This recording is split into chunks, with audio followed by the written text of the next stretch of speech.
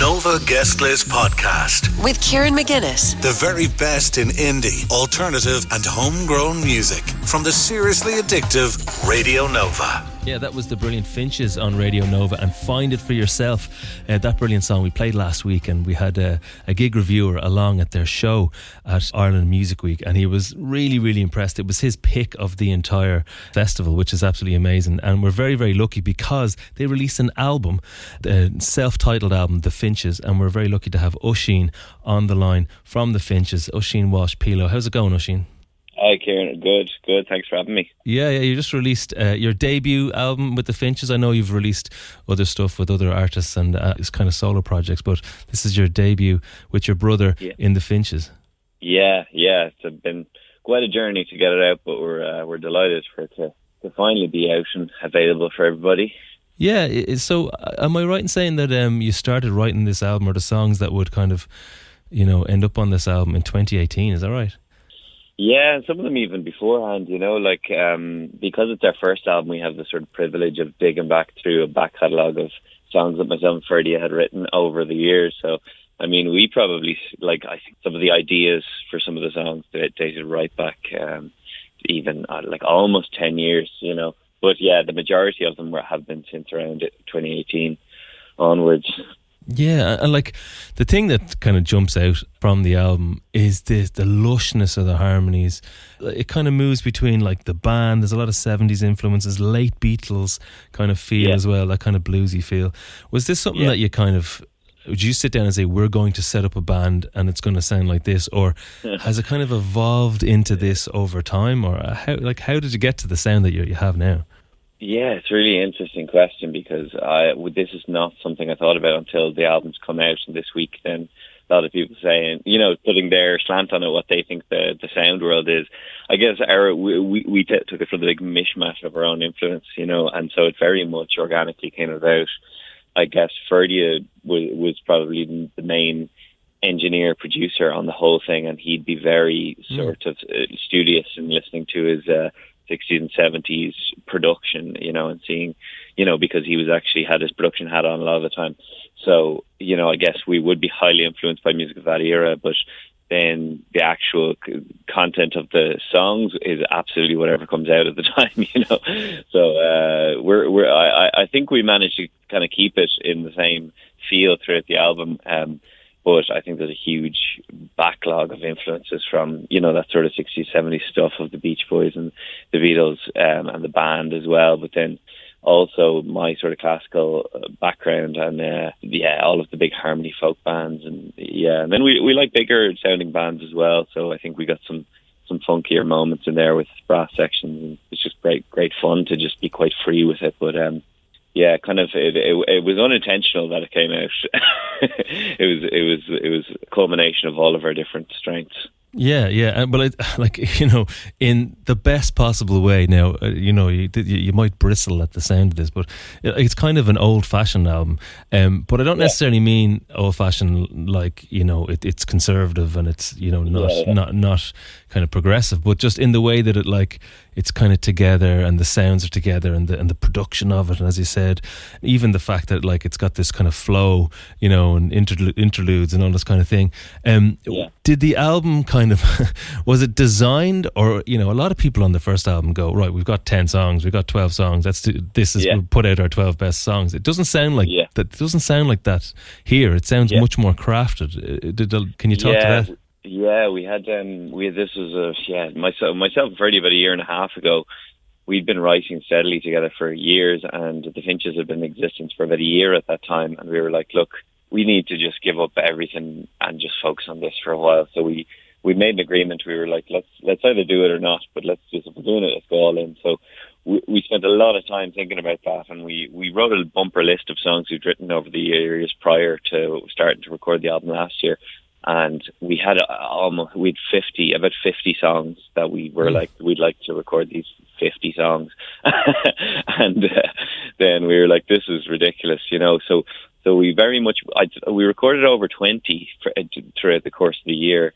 And then we were kind of thinking, we did sit down a lot and think about how these would fit together and where they should be placed on the album and whether they work together. And some of them we brought back to the studio with the live band and thought we can do a better version of this that it fits with the aesthetic of the album more. So, I mean, a lot of craft went into us thinking about how they would work together, and we left songs that we really like off the album as well, just because we thought, oh, that would actually be a better on a different album, or better as a single, or better as on the extended version of the album, stuff like that. So we had a lot to work with, and we had a lot of fun sort of crafting it in that way, yeah. Yeah. Like a lot of debut albums, the themes kind of go all across the board, it seems. But there is a kind of there is a sort of a wistful, sort of hippie-ish kind of feel as well, like, peace and love and things like that. And it isn't as simple as that, but if you're looking at things that kind of unify it, I'm assuming that, is it the kind of thing where you write songs together looking at each other, or is it the kind of thing where someone brings something to the band and then the other person adds to it? Definitely a mixture of both. I mean, the band probably came about through chunks of time that myself and Ferdy intensely worked on music together just for fun, and over the years that has, at first, like, we were living together in Dublin when I was touring a lot and he was doing, he was acting, and in our spare time we would just write and record together. So those tracks, like, some of those ended up on the album, like I Will Follow is one of those, and bigger kind of funkier tracks, Under My Window, Say That You Love Me, Here and Now. Those ones we wrote very much together in the room, just jamming. Or, like, we might just record, I'll often just record a voice note of an idea, and it's just kind of that sort of lazy process where I'll be like, okay, Freddie, just write some lyrics for that, would you? Because I'm done with it. So sometimes that happens as well, and that's actually, it's great to have a sort of writing partner in that sense, because the way you can get kind of stuck in your own little bubble, especially with the song that you've been sitting on for a while, and so it's great to just give it to somebody else who you trust, and then bring it to the full band and be like, okay, like a lot of the songs we wrote off before we'd even recorded them, and then we brought them back again because we were like, no, actually, when we got into the live band, we were like, this is working.